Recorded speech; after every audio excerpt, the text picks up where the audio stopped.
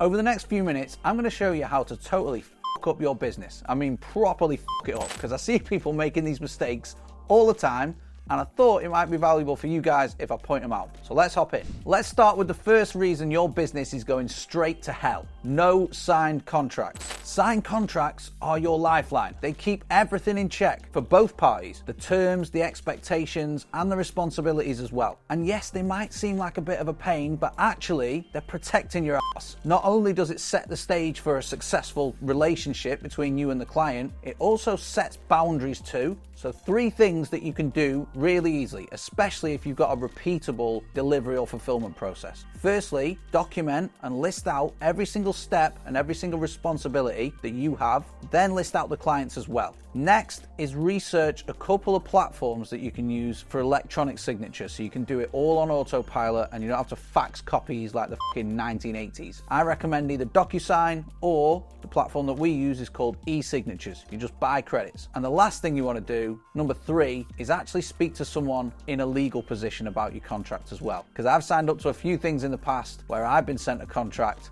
and there was definitely nothing legal about it. But number 1, make sure you've got contracts in place, please. Number 2 is probably 10 fucking times worse, and that is frequent discounting. Always offering money off. Discounting all the time is like waving the white flag in a fucking price war. Not only does it devalue your product and your services, it trains them to expect you to bend over backwards. On top of that, it's going to have a longer term impact on your brand and the way it's perceived, and a shorter term impact on your profit margins as well. Warren Buffett said it best: price is what you get, value is what you get. He didn't. He actually said price is what you pay, value is what you get. And if you're slashing your prices all the time, all you're telling people is your product's not worth the full fucking price. So rather than pissing around with discounts all the time, just prove the full value of the product in the journey leading up to the conversion. So before the call, what happens and how can you make people or give people a perception of the full value rather than selling 9 grand's worth of stuff for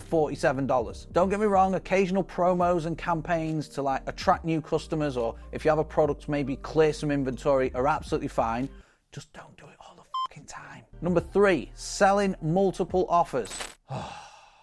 If you're selling loads and loads of different things, all you're doing is diluting your focus and confusing your customers. You can either make 100% of progress in one direction with one thing, or make 20% of progress in 5 directions selling 5 things. I know which I'd rather do. I'm going to go all Bruce Lee on you here. Do you fear the man who's practiced 10,000 kicks once each, or the man that's practiced one kick 10,000 times? I'd be pretty fucking scared of both, to be fair, but you get the idea. If you can master marketing, selling and delivering a single offer, all that does is give you a clearer brand identity, an easier set of guidelines to follow, more consistent marketing, an easier conversion, but also a repeatable delivery process too. So the odds are stacked much higher in your favor if you do the reps on the one offer rather than having 5. Now, let's talk about another major fuck up. Number 4, not investing in yourself. All of your competitors are constantly innovating, constantly upgrading their skills and upgrading their knowledge. If you're not doing that, all you're doing is sitting at the poker table with a weak hand. Because in order to stay in business, you need to stay ahead, whether that's industry trends or the latest software, shortcutting your way to doing things, or mainly just improving your mindset, because that's where most people fall down. Plus, there's also that theory of reciprocity, right? What you put out will return. Money is just a vehicle. It flows. That's why it's called currency, because it flows like a current. It flows into you. You can then put it out, but also bring it back by investing in yourself and watch the returns. Hold that thought. I've just put together a free training where I break down my £1 million LinkedIn funnel. It's the exact same journey that's taken our Content to Clients program to almost 7 figures. And I'm going in depth. It's not one of those bullshit fluffy trainings where a guru just pitches at you for 30 minutes. This is every nook and cranny of our business. How to get attention and turn it into followers. How to build trust with those followers so they become leads. How to convert them from leads into paying clients. And how to deliver a systemized, repeatable service that gets results. Grab it for free now before I come back to my senses and charge £48,000 for it. The link to download it is below. Number 5, not posting any personal content at all. Now, this only really applies if you're trying to build a personal brand, But I see a lot of people who are trying to build a personal brand not posting any fucking personal content at all. All they ever do is talk about their business and their offer and their program, and they plug it in every single post. No wonder no one's buying it. It's because it's all you ever fucking talk about. You're overexposing people to one thing, but the one thing they want to see more of is the person behind it, which is you.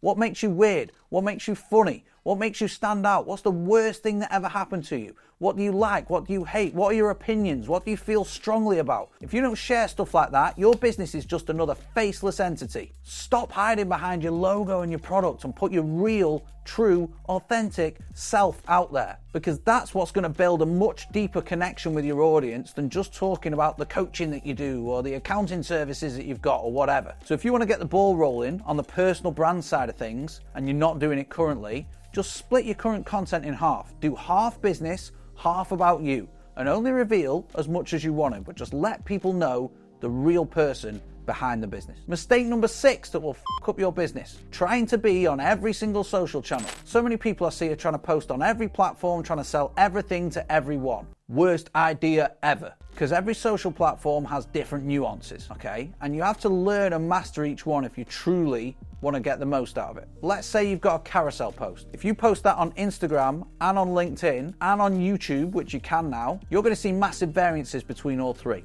For Instagram carousels, you've got a limit of 10 pictures. On LinkedIn, you need to upload it as a PDF and you can have as many as you like. On YouTube, it's a max of 5. Not only that, you need to know how long the best captions are, should you use hashtags, all these different things, when actually, if you could just take all that energy and put it into one platform, you're going to see so much more progress and not dilute the impact that your content is having, and also reduce the chance of burnout as well. I wrote this in my book recently. If your audience are in Egypt, don't piss around in France. And chances are your audience are on every platform, but they prioritize one or two. So what are those platforms? If you can narrow down what your audience is spending the most time on, just prioritize that and master that platform first. Then once you've got the reps in, you will know how that platform works, and then it takes a lot less effort to bring those transferable skills to another platform and just adapt slightly. Mistake number 7 is only referencing your offer. And we've kind of already touched on this, but it's double important, so I'll put it in twice. If you only ever reference your business or your product or your service, not only is it monotonous, as we covered, but it's also pretty pushy. Just gives off this air of desperation. We've all got that one friend or that one person that we know that only ever talks about themselves. And most of the time, we probably don't like them that much.